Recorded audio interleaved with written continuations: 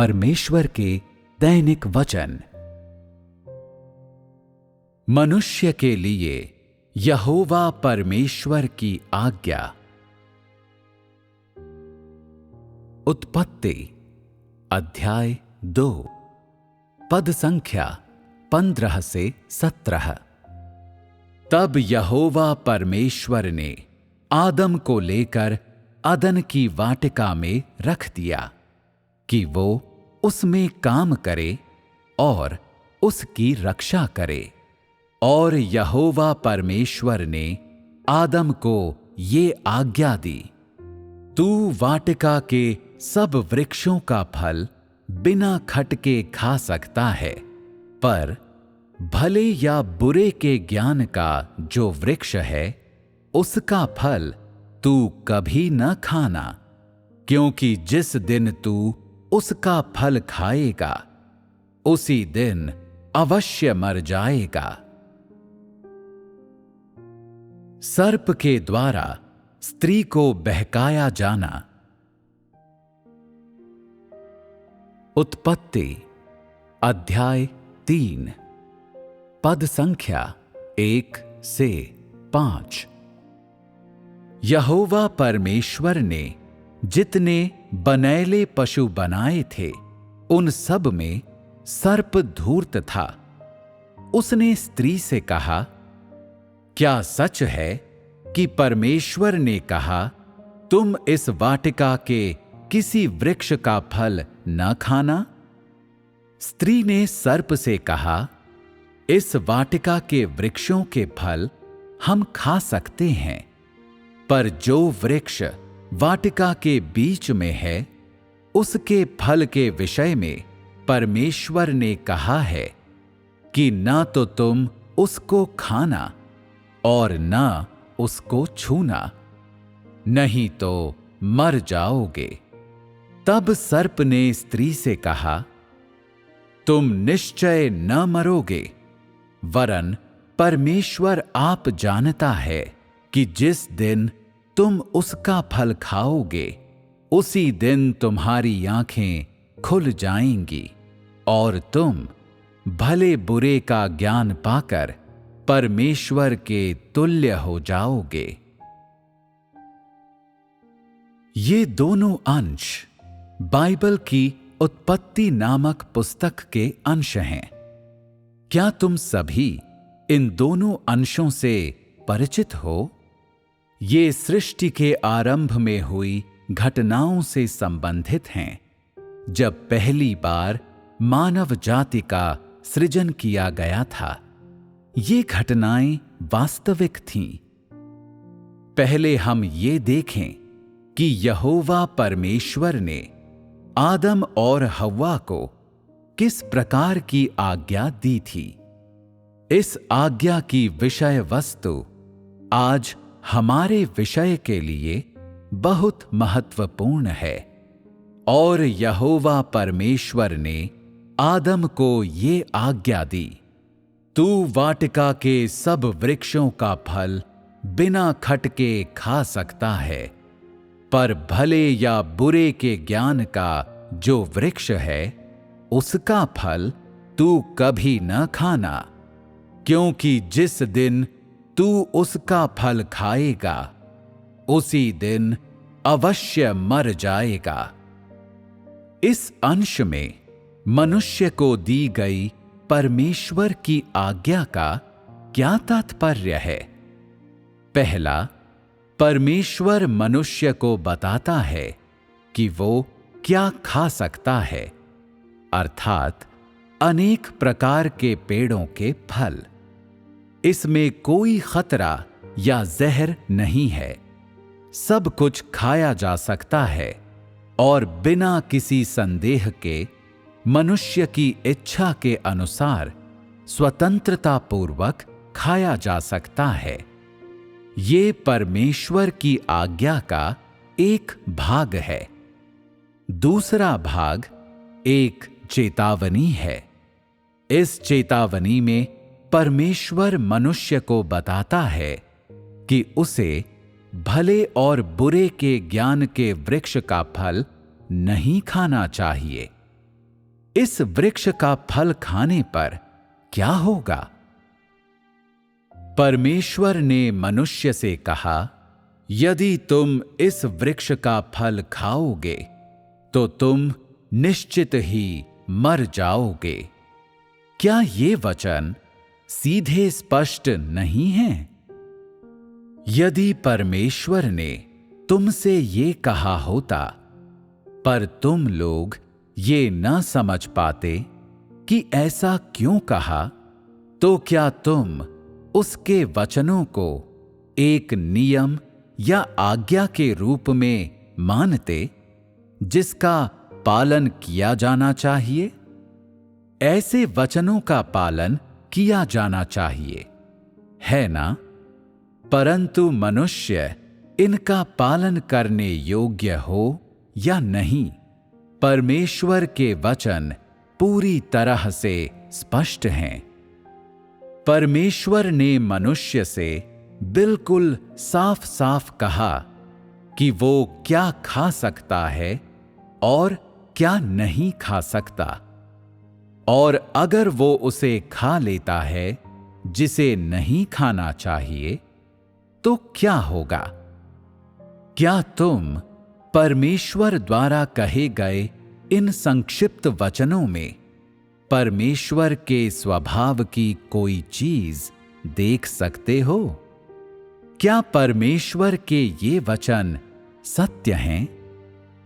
क्या इनमें कोई छलावा है? क्या इनमें कोई झूठ है? क्या इनमें कोई धमकी है? नहीं। परमेश्वर ने ईमानदारी से, सच्चाई से और निष्कपटता से मनुष्य को बताया कि वो क्या खा सकता है और क्या नहीं खा सकता। परमेश्वर ने स्पष्टता से और सीधे सीधे कहा, क्या इन वचनों में कोई छिपा हुआ अर्थ है? क्या ये वचन सीधे स्पष्ट नहीं हैं? क्या किसी अटकलबाजी की जरूरत है? नहीं, अटकलबाजी की कोई जरूरत नहीं है। एक नजर में इनका अर्थ स्पष्ट है। इन्हें पढ़ने पर आदमी इनके अर्थ के बारे में बिल्कुल स्पष्ट महसूस करता है। यानी परमेश्वर जो कुछ कहना चाहता है और जो कुछ वो व्यक्त करना चाहता है, वो उसके हृदय से आता है। परमेश्वर द्वारा व्यक्त चीजें स्वच्छ, सीधी और स्पष्ट हैं। उनमें कोई गुप्त उद्देश्य या कोई छिपा हुआ अर्थ नहीं है। उसने सीधे मनुष्य से बात की और बताया कि वो क्या खा सकता है और क्या नहीं खा सकता। दूसरे शब्दों में, परमेश्वर के इन वचनों से मनुष्य देख सकता है कि परमेश्वर का हृदय पारदर्शी और सच्चा है। उसमें जरा भी झूठ नहीं है। ये ऐसा मामला नहीं है जिसमें तुमसे कहा जाए कि तुम उसे नहीं खा सकते जो खाने योग्य है, या न खा सकने योग्य चीजों के बारे में तुमसे कहा जाए कि खाकर देखो क्या होता है। परमेश्वर के कहने का ये अभिप्राय नहीं है।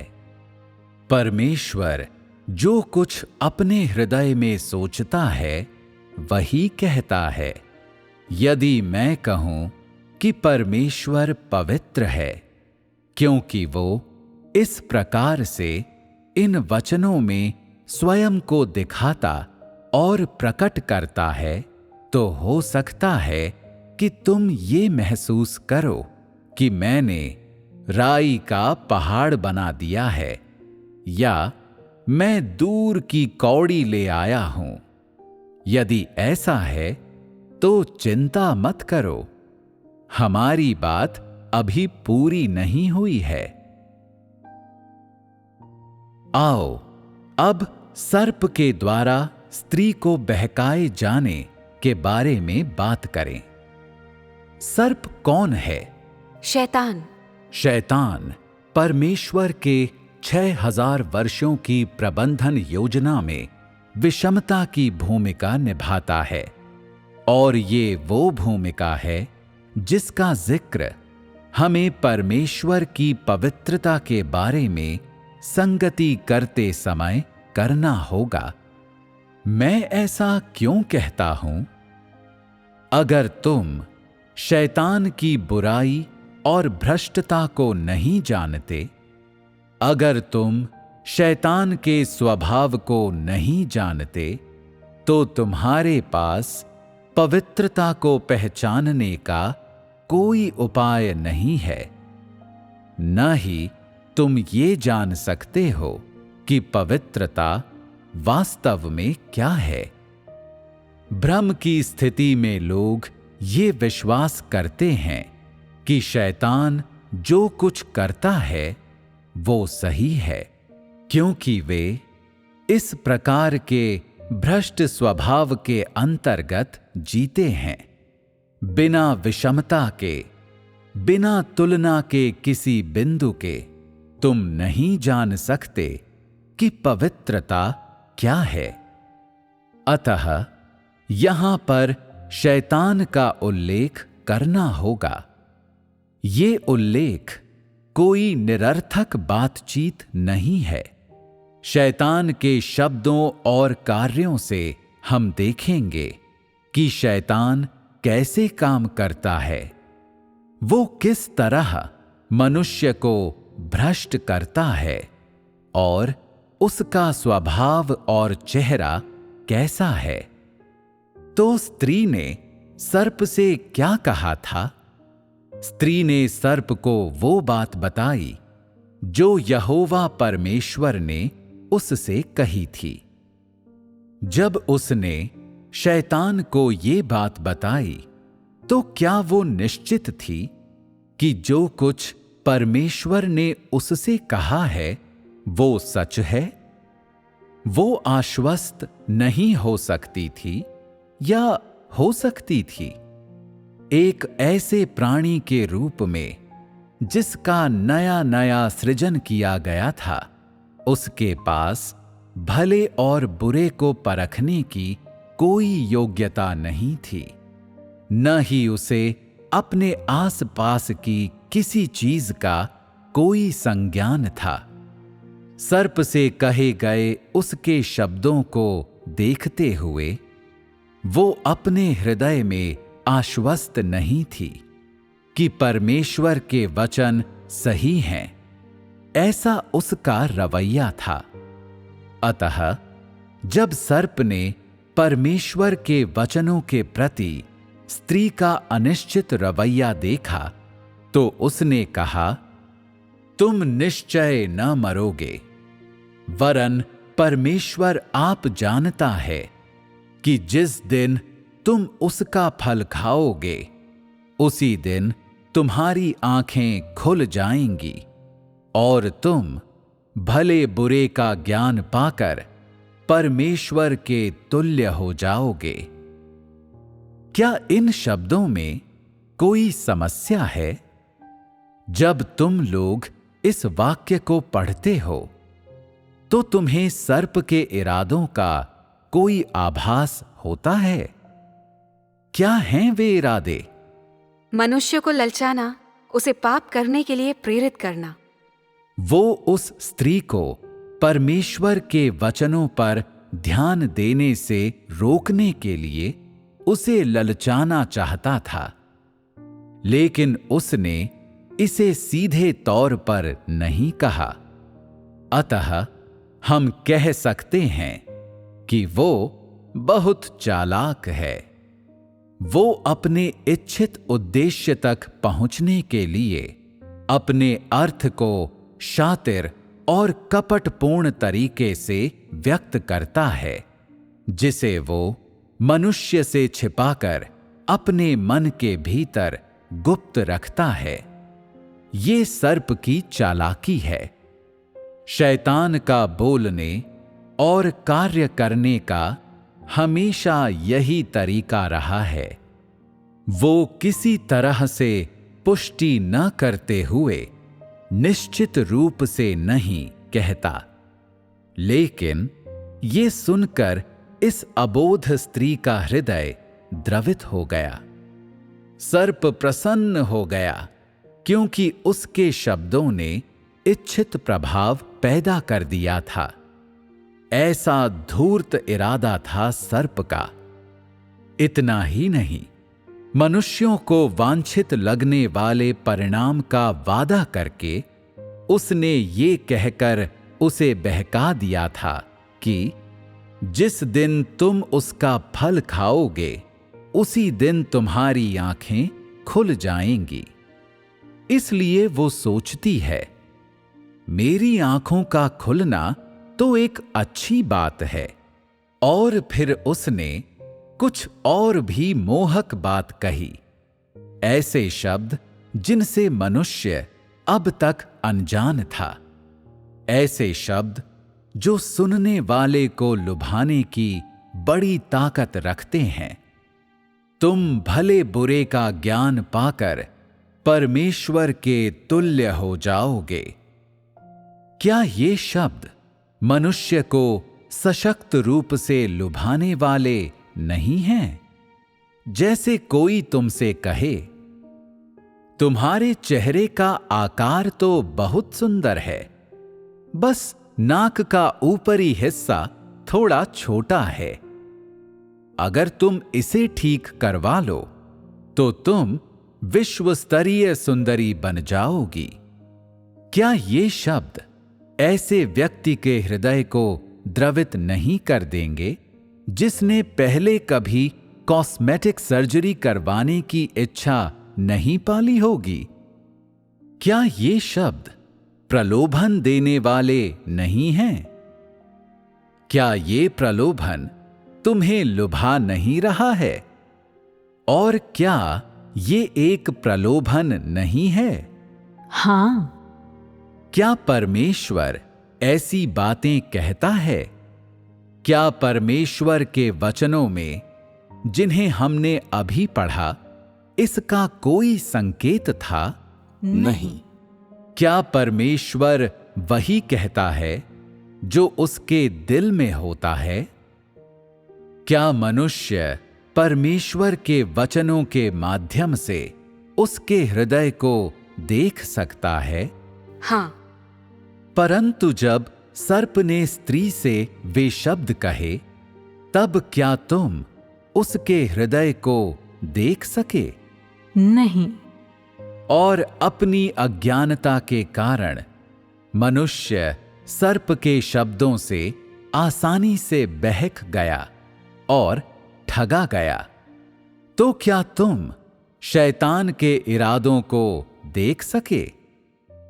क्या तुम जो कुछ शैतान ने कहा उसके पीछे के उद्देश्य को देख सके? क्या तुम उसकी साजिश और चालों को देख सके? नहीं। शैतान के बोलने का तरीका किस तरह के स्वभाव का प्रतिनिधित्व करता है? इन शब्दों के माध्यम से तुमने शैतान में किस प्रकार का सार देखा है? क्या वो कपटी नहीं है? शायद ऊपर से वो तुम पर मुस्कुराता हो, या शायद वो किसी भी प्रकार की भाव भंगिमा प्रकट न करता हो, परंतु अपने हृदय में वो गणना कर रहा है कि किस प्रकार अपना उद्देश्य हासिल किया जाए, और इस उद्देश्य को ही देखने में तुम असमर्थ हो।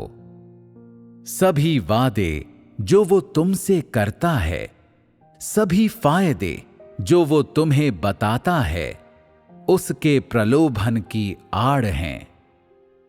ये चीजें तुम्हें अच्छी दिखाई देती हैं, इसलिए तुम्हें लगता है कि जो कुछ वो कहता है वो परमेश्वर की बातों से अधिक उपयोगी और ठोस है। जब ये होता है तब क्या मनुष्य एक विनीत कैदी नहीं बन जाता? क्या शैतान द्वारा इस्तेमाल की जाने वाली ये रणनीति दुष्टतापूर्ण नहीं है? तुम स्वयं को पतन में गर्त होने देते हो। शैतान के बिना एक उंगली भी हिलाए केवल ये 2 वाक्य कहने भर से तुम खुश होकर उसका अनुसरण और अनुपालन करने लगते हो। इस प्रकार उसने अपना उद्देश्य पूरा कर लिया। क्या ये इरादा भयंकर नहीं है? क्या ये शैतान का असली चेहरा नहीं है? शैतान के शब्दों से मनुष्य उसके भयंकर इरादों, उसके घिनौने चेहरे और उसके सार को देख सकता है। क्या ऐसा नहीं है? इन वाक्यों की तुलना करने पर बिना विश्लेषण किए तुम शायद सोच सकते हो कि यहोवा परमेश्वर के वचन नीरस, साधारण और घिसे पिटे हैं और वे परमेश्वर की ईमानदारी की प्रशंसा में बढ़ चढ़कर बताए जाने लायक नहीं हैं। लेकिन जब हम तुलना के रूप में शैतान के शब्दों और उसके घिनौने चेहरे को लेते हैं, तो क्या परमेश्वर के ये वचन आज के लोगों के लिए ज्यादा वजन नहीं रखते? रखते हैं। इस तुलना के माध्यम से मनुष्य परमेश्वर की पवित्र निर्दोषता का आभास कर सकता है। शैतान का हर एक शब्द और साथ ही उसके प्रयोजन, उसके इरादे और उसके बोलने का तरीका सभी अशुद्ध हैं। शैतान के बोलने के तरीके की मुख्य विशेषता क्या है? तुम्हें अपने दोरंगेपन को देखने का मौका न देते हुए वो तुम्हें बहकाने के लिए वाक्छल का प्रयोग करता है। न ही वो तुम्हें अपने उद्देश्य को पहचानने देता है। वो तुम्हें चारा चुगने देता है और तुमसे अपनी स्तुति और गुणगान करवाता है। क्या ये चाल शैतान की पसंद का अभ्यस्त तरीका नहीं है? है।